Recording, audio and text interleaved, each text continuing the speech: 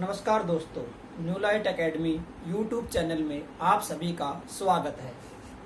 दोस्तों, आज का जो हमारा टॉपिक है वो है वर्धन वंश का। वर्धन वंश का संस्थापक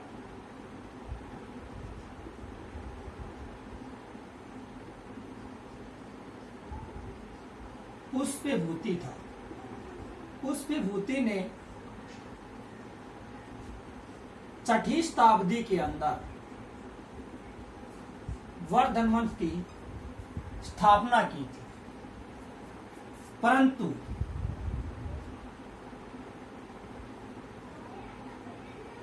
वर्धन वंश के अंदर वर्धन वंश में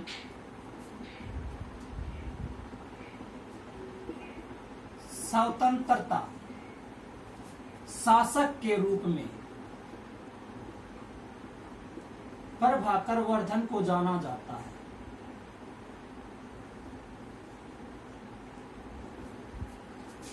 प्रभाकर वर्धन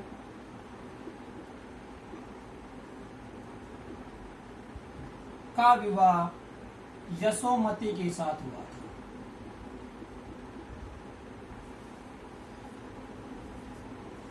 प्रभाकर वर्धन का सबसे बड़ा पुत्र था राज्यवर्धन और पुत्री का नाम था राजश्री और छोटे पुत्र का नाम था हर्षवर्धन, जो आगे चलकर वर्धन काल का सबसे प्रसिद्ध राजा बना। राजश्री का विवाह ग्रहवर्मा, जो कन्नौज का शासक था, के साथ किया गया, परंतु मालवा के शासक देवगुप्त ने ग्रहवर्मा की हत्या कर दी और राजश्री को बंदी बना लिया। उस समय राज्यवर्धन सिंह ने मालवा पर आक्रमण किया तथा देवगुप्त की हत्या की। देवगुप्त का मित्र शशांक था। शशांक ने धोखे से राज्यवर्धन की हत्या की। यह वही शशांक था जिसने बोधि वृक्ष को कटवाया था।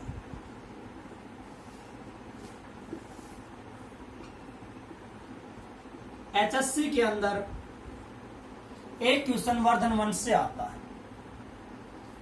इसके बाद राज्यवर्धन की मृत्यु के बाद हर्षवर्धन का राज्यकाल आरंभ होता है।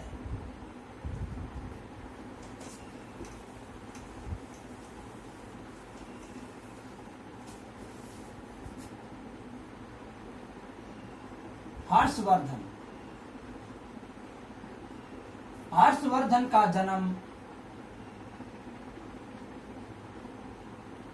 590 ईस्वी के अंदर हुआ तथा 606 ईस्वी में मात्र 16 साल की आयु के अंदर यह शासक बना। हर्षवर्धन को मगध पर विजय प्राप्त करने के बाद शिलादित्य की उपाधि दी गई। हर्षवर्धन को साहित्यकारों का सम्राट कहा गया है।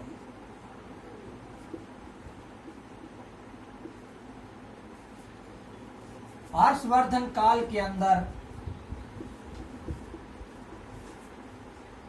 साहित्य का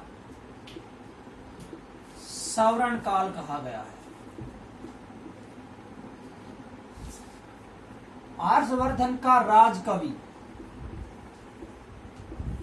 जो दरबारी कवि था, उसका नाम था बाणभट्ट। बाणभट्ट ने एक पुस्तक लिखी हर्षचरित्र, हर्षचरित्र पुस्तक के अंदर हरियाणा के थानेश्वर का वर्णन मिलता है, जो हर्षवर्धन की राजधानी थी। हर्षवर्धन ने अपनी पहली राजधानी थानेश्वर को बनाया 7वीं शताब्दी के अंदर।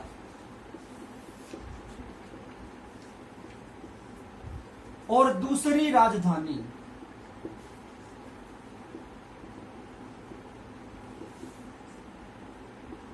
कन्नौज स्थापित की। हर्षवर्धन काल के अंदर चीनी बौद्ध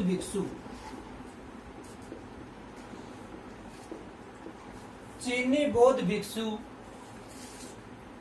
हेनसांग भारत आए। हेनसांग 630 ईस्वी के अंदर भारत आया और लगभग 15 साल तक भारत के अंदर रहा, जिसमें से 635 से 644 ईस्वी तक यह हरियाणा के अंदर रहा। पूरे भारत में 15 साल और लगभग 10 साल इसने हरियाणा के अंदर बौद्ध धर्म का प्रचार किया। इसने पुस्तक लिखी सीयू की पुस्तक के अंदर भी हरियाणा के थानेश्वर का वर्णन मिलता है। 620 ईस्वी के अंदर पुलुकेशन द्वितीय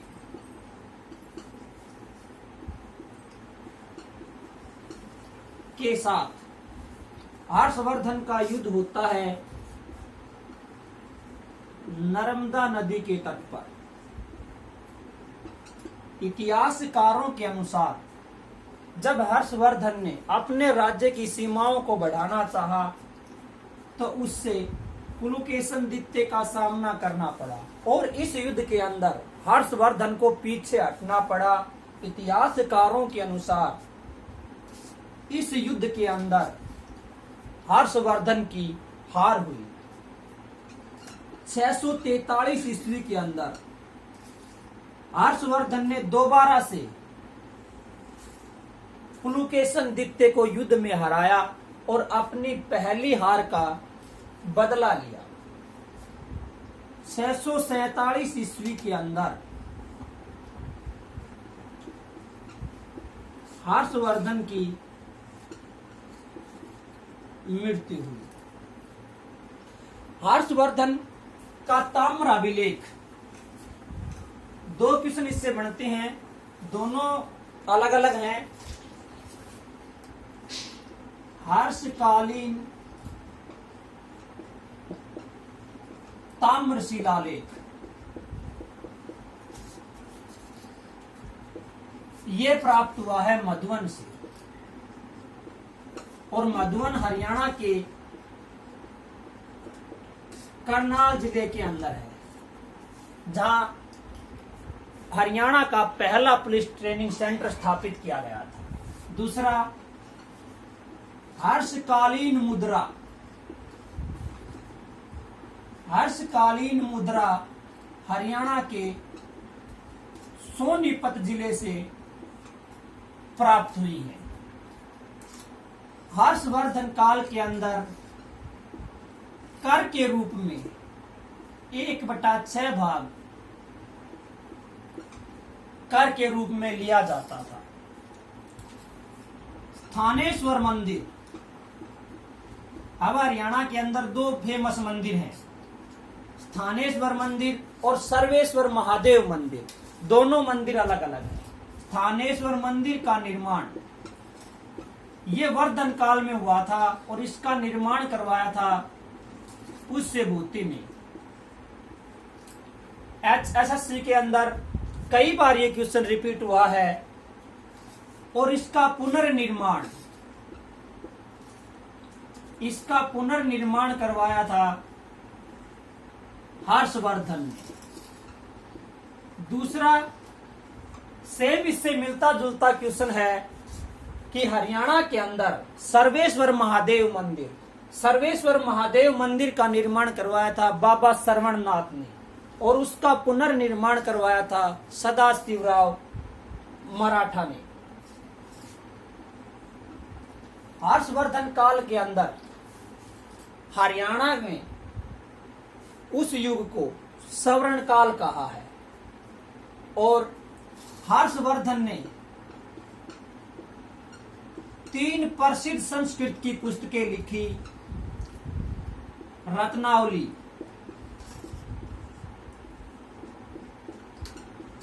प्रियदर्शनी और नागानंद।